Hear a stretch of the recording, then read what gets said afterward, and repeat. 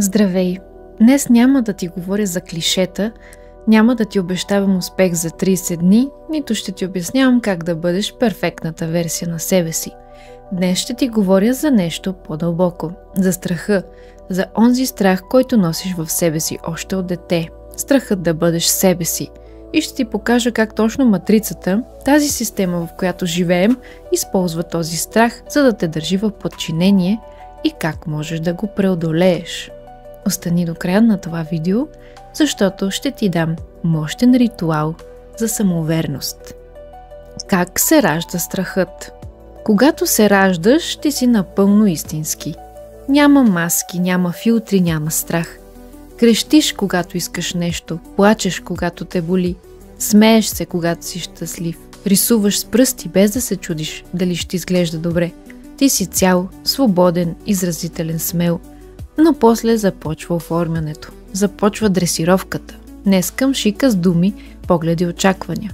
Чуваш фрази, които се повтарят като заклинания. Не казвай, това ще се изложим, не дей да се показваш много, не се дръж, така ще ни се смеят. Това не е нормално. И малко по малко започваш да се свиваш, да преглъщаш, да се оглеждаш преди да говориш, да се чудиш как изглеждаш вместо да питаш как се чувстваш. Започваш да поставяш маски една по една. Маска на послушен ученик, маска на успешен човек, маска на приемлив приятел. А зад всяка маска оставаш все по-тих, все по-далеч от себе си. Матрицата, тази система, в която живеем, не те кара на сила да се промениш. Тя просто използва страха ти от това да бъдеш отхвърлен. Защото ако си различен, ще бъдеш мишена. Ако говориш твърде високо, ще бъдеш осмян. Ако следваш себе си, ще бъдеш сам.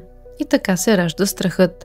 Не защото ти си слаб, а защото си бил научен, че да бъдеш себе си е риск.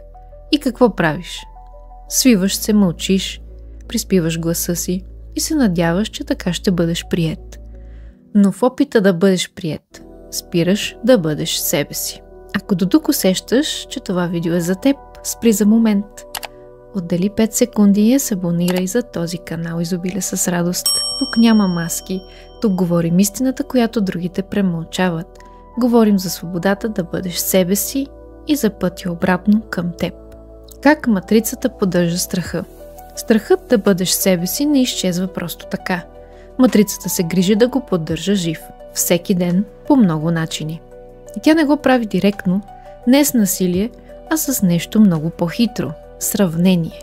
Сравняваш се постоянно с телата, които виждаш в социалните мрежи, с усмивките в рекламите, с перфектният живот на някой друг в Инстаграм. И вътрешно започваш да вярваш, че твоето не е достатъчно. Не си достатъчно умен, не си достатъчно красив, не си достатъчно добър, интересен, успешен. Матрицата иска да те убеди, че трябва да си като другите, за да заслужаваш любов, внимание и одобрение. Затова създава образи, шаблони, модели за подражание. Казва ти как да изглеждаш, как да говориш, какво да ядеш, къде да ходиш, колко да печелиш, за да бъдеш успешен. Ако се опиташ да бъдеш различен, започва вътрешна война. Ами ако не ме харесат? Ами ако остана сам? Ами ако се проваля? Това са не просто мисли, това са програми вложени в теб. И така страхът ти не е от теб. Страхът да бъдеш себе си е създаден, подхранван, поддържан от система, която има нужда да си несигурен, защото несигурните хора купуват, работят без да питат, мълчат, когато не са съгласни. Несигурните хора се подчиняват, а матрицата обича подчинени. Ето защо системата те учи да се съмняваш в себе си, защото самоувереният човек е опасен. Той не следва сляпо, той избира. А човек, който избира, вече не е лесно контролиран. Нека ти кажа нещо важно. Самоувереността не идва от това да бъдеш перфектен. Тя идва от това да бъдеш честен. Честен със себе си, с гласа си, с мечтите си, с болките си. И именно когато спреш да се криеш, страхът започва да се топи. Матрицата няма да изчезне, но тя няма сила над теб, когато ти спреш да вярваш на нейните лъжи. Затова те каня да избереш себе си, дори когато е страшно. Особено тогава. Какво причинява този страх? Нека ти задам един въпрос. Колко пъти си скрил това, което наистина мислиш, само за да избегнеш конфликт? Колко пъти си преглътнал себе си, за да не се чувстваш неудобно? Колко пъти си казвал: ако бях по-смел, щях да го направя. Ако бях по-уверен, щях да кажа истината. Истината е болезнена, но лъжата към себе си боли повече. Страхът да бъдеш себе си не просто ти пречи да говориш, той те кара да забравиш кой си. Спираш да споделяш, спираш да твориш, спираш да рискуваш. Започваш да избираш сигурното, познатото, удобното, дори когато вътрешният ти глас крещи, че иска нещо друго. И така, с времето, неусетно започваш да живееш чужд живот.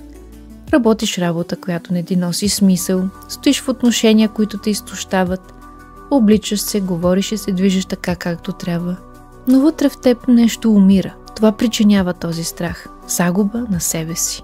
Не наведнъж, а по-малко ден след ден, компромис след компромис. Но знаеш ли кое е добрата новина?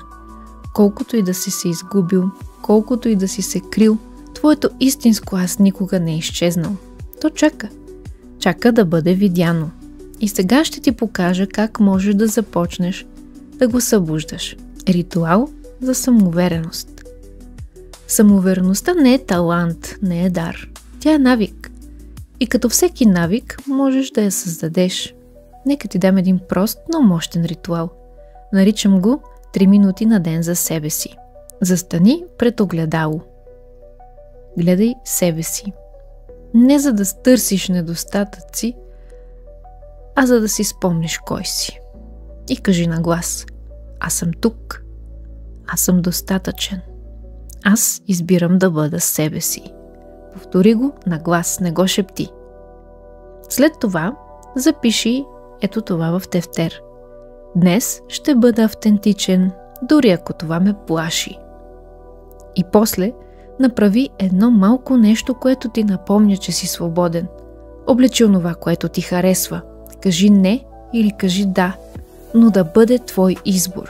Ако правиш това всеки ден, дори за кратко, ще започнеш да усещаш, че се връщаш. Не към някаква нова версия на себе си, а към онази, която винаги е била вътре. Самоувереността идва, когато спреш да се лъжеш и започнеш да се уважаваш. Знаеш ли кое е най-тъжното?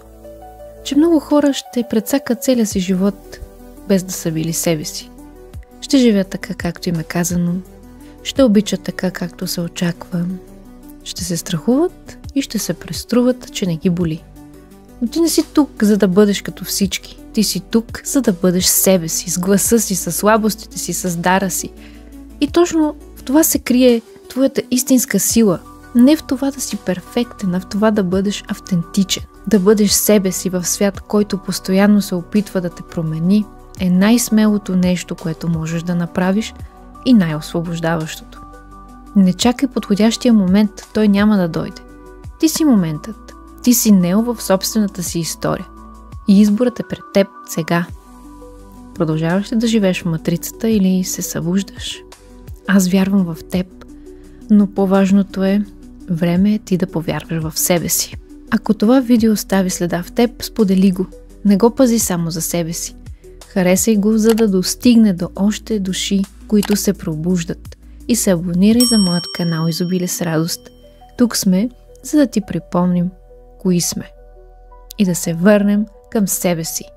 Защото свободата не започва отвън, започва вътре в теб.